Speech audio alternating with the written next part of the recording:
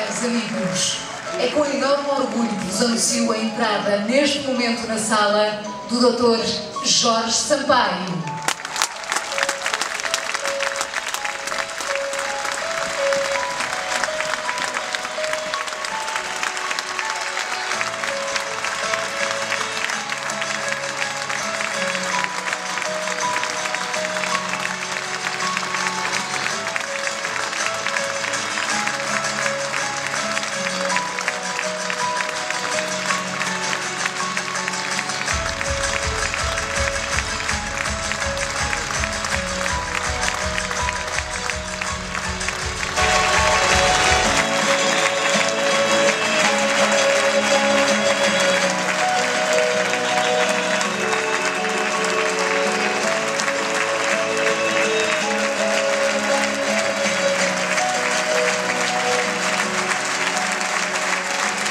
Excelente lista e que eu aproveito também para saudar.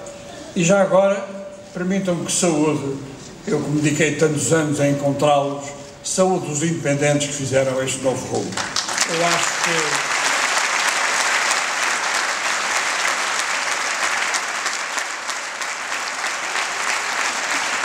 eu nunca gostei da palavra independentes, porque não há independentes, é a favor ou contra qualquer coisa, mas convencionou-se que quem não tem um cartão partidário é independente. Portanto, eu saúdo todos aqueles que desfilaram aqui hoje e que estiveram meses a trabalhar neste rumo pela sua colaboração naquilo que é a fundamentação de uma alternativa. Meus caros amigos, eu tenho as cotas em dia, mas dirijo-me assim. Caros amigos, muito obrigado pelo convite que me fizeram para participar nesta convenção Um Novo Rumo para Portugal. Quero saudar esta iniciativa, felicitar os seus promotores e todos os que a ela se associaram e, sobretudo, incitar a que transformem esta convenção numa plataforma de diálogo aberto e com caráter permanente. É um chavão dizer-se que vivemos numa época de mudanças aceleradas, mas raramente tiramos as devidas consequências dessa planificação. Meus caros camaradas, meu caro camarada e amigo secretário-geral António José Seguro, cara Maria de Belém, caro António Almeida Santos, presidente honorário do nosso partido, uma saudação ao Dr. Jorge Sampaio e ao Eduardo Ferro Rodrigues e uma saudação também ao presidente da Câmara Municipal de Lisboa, cidade onde nos encontramos, António Costa. Meus caros amigos, nos últimos 2 meses percorri o país todo. De norte a sul estive nos Açores e estive na Madeira. Contactei, visitei dezenas, se não centenas de instituições. Contactei com milhares de pessoas. Ouvi os portugueses. E o que pude constatar foi exatamente aquilo que cada um de vós constatará nas vossas localidades, nos contactos que mantém todos os dias com as outras pessoas. O país está desiludido.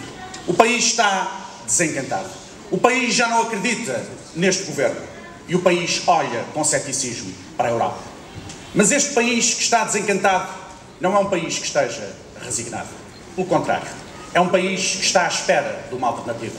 É um país que quer participar no esforço de construção de uma alternativa.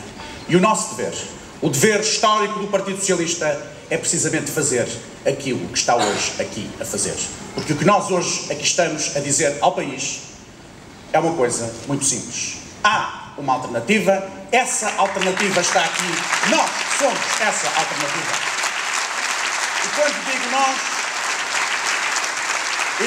digo nós, não me refiro apenas ao PS.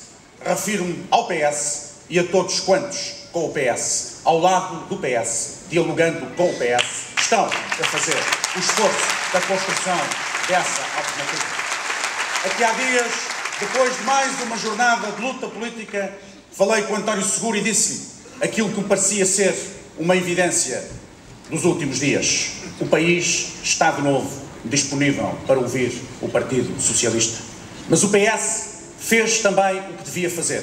O PS revelou que está disponível e empenhado em ouvir o país. E é deste encontro que pode sair uma solução, uma alternativa, porque há alternativa para a Europa e para o país.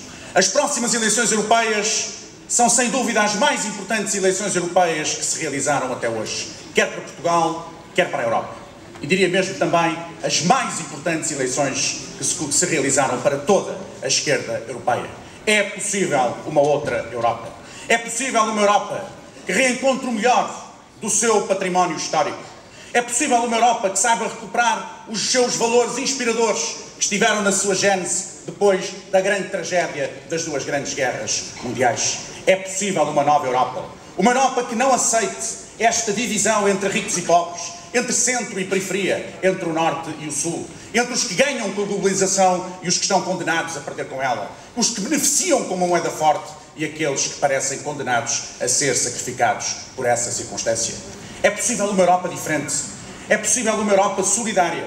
É possível uma Europa assente na ideia de um projeto comum. É possível uma Europa onde os egoísmos nacionais não prevaleçam sobre a ideia de um horizonte comum de todos os povos europeus. E há neste momento, por essa Europa fora, milhares de homens e de mulheres que, tal como nós hoje aqui em Lisboa, estão a lutar para que essa Europa seja possível. Há milhares de socialistas, de social-democratas, de trabalhistas por essa Europa fora, que estão empenhados em construir uma nova Europa.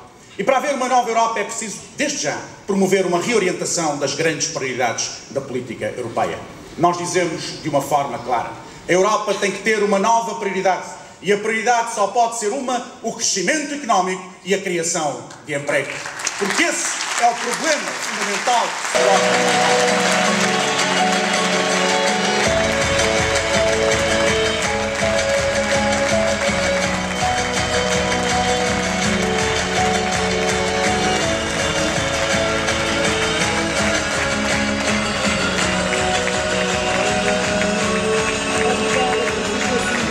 Contamos contigo, contamos com todos os candidatos para na Europa começar a mudança. Portugal precisa de um novo rumo, um rumo onde as pessoas voltam a valer, um rumo que nos resgate das mentiras, um rumo que dê prioridade a quem mais precisa.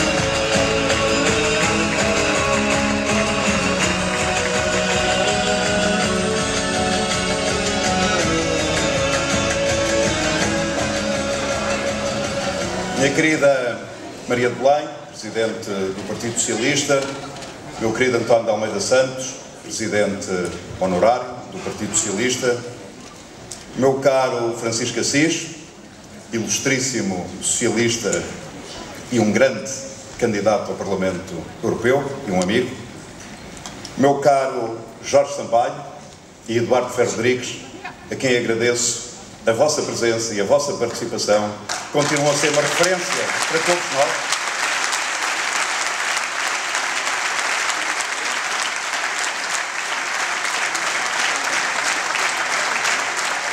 Meu caro Alberto Martins, líder do nosso grupo parlamentar, meu caro Vasco Cordeiro, Presidente do Governo Regional dos Açores, e meu caro Jorge Coelho, que está a algures num sítio qualquer e que é o grande coordenador desta Convenção Nacional, a quem eu quero agradecer.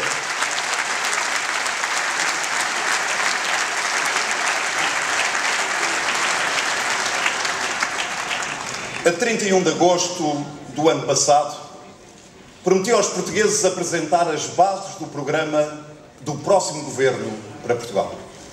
Prometi, e aqui estamos hoje a cumprir essa promessa. E se começo por enunciar uma promessa cumprida, é porque considero que a primeira condição para um bom governo é a confiança.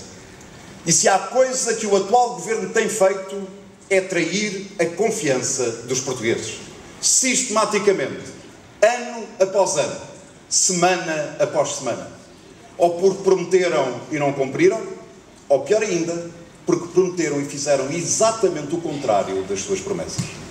Lembram-se?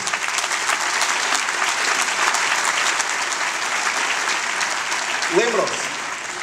Todos os portugueses sabem bem, ou se sabem, que têm um governo que antes das eleições lhes prometeu que não cortaria as pensões e depois foi o que todos sabemos e sofremos nas nossas famílias. Um governo que prometeu que os cortes nas pensões seriam provisórios e depois os passou a cortes definitivos. Um governo que prometeu não despedir e não cortar no 13º mês e despediu e cortou nos subsídios de férias e de Natal. Um governo que prometeu não aumentar os impostos e fez o maior aumento de impostos da nossa democracia, destruindo a classe média. Um governo que engana e falta ao respeito aos portugueses. Como é possível ter como primeiro-ministro uma pessoa que em meados de abril deste ano afirma que não aumenta impostos e 2 semanas depois dá o dito por não dito e aumenta novamente o IVA e a TSU dos trabalhadores? Com a agravante de, no dia do aumento de impostos, o primeiro-ministro ter negado que não tinha aumentado os impostos. Citando o próprio primeiro-ministro, como é possível manter em funções um governo em que o primeiro-ministro mente?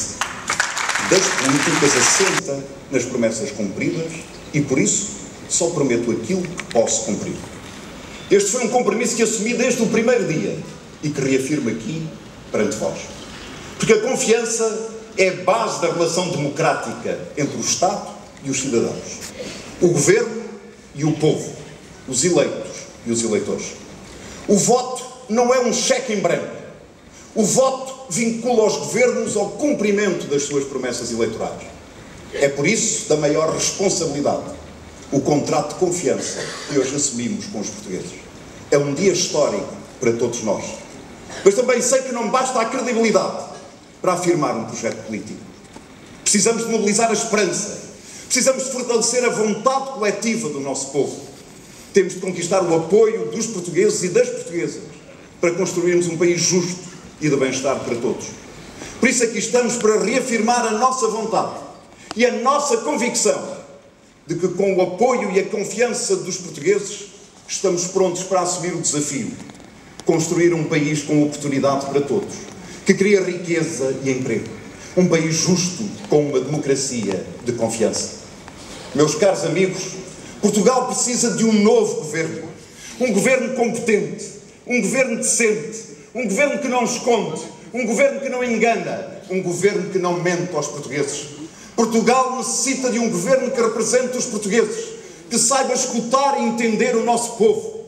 Um governo que faça melhor, mas acima de tudo, um governo que faça diferente, muito diferente. E é essa diferença que nos reúne aqui hoje, esta tarde, em Lisboa.